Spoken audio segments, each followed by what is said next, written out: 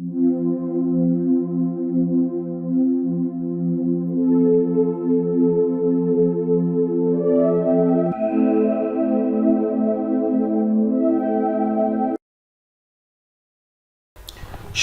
Gallia s'est éteinte à l'âge de 65 ans. Ce dimanche 10 avril, a annoncé sa famille à l'AFP. La chanteuse, imitatrice et humoriste qui a connu le succès dans les années 1970-1990 est morte des suites d'un brutal AVC. C'est une triste nouvelle pour le monde de l'imitation.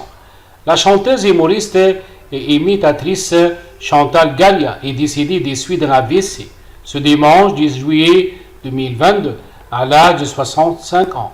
C'est sa famille qui a annoncé sa mort brutale à l'AFP. Elle avait rencontré un certain succès de la fin des années 1970 au début des années 1990. Au cours de sa carrière artistique, elle avait été invitée à de nombreuses reprises à diverses émissions de radio et de télévision, telles que l'Académie des Neufs, numéro 1 et Champs-Élysées.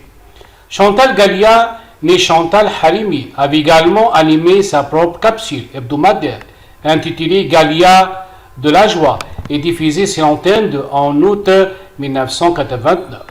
On a pu aussi l'entendre aux commandes de Champagne, Gallia sur Europe 1. Au début des années 1990, elle s'était produite en solo sur scène avec plusieurs spectacles, dont Janos, Jabba, joué pendant 3 mois à Paris au théâtre de la Renaissance et Non mais je rêve, joué pendant 3 mois au théâtre Michel à Paris.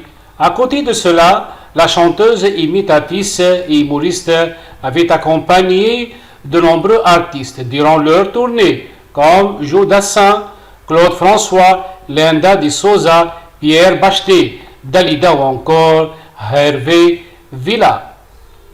Pionnière de l'imitation en France, comme l'a indiqué sa famille dans le communiqué de presse annonçant sa disparition. Chantal Gallia avait un large répertoire de plus de 100 personnalités, hommes et femmes confondus, provenant du monde de la musique, du cinéma, de la politique et des médias. Elle s'était notamment fait remarquer pour ses irrésistibles imitations de chanteuses françaises, telles que Nana Mouskouri, Dalida, Régine Sylvie Vartan, Jean Birkin ou encore Lee Renaud. Les hommes politiques étaient que François Mitterrand, Valérie Giscard d'Estaing ou Georges Marchais faisaient aussi partie des personnages dont elle aimait se glisser dans la peau, tout comme les journalistes Anne Sinclair et Christine Auclin. Selon l'AFP, elle avait mis fin à sa carrière pour se consacrer à ses enfants.